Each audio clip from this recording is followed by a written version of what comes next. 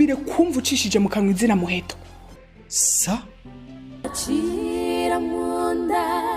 umwana wanje ntamubonye, ndakurahiye ndakwicira hano, wamwicanyiwe. Wait. Yesu wabambi, waravuze ngo nitwasenga dusaba ibyo kurya bidukwiye, kandi ngo tubwire data wa twese adukiza akabi kose. Ntunanikwe n'umusaraba, Yesu yarangije byose.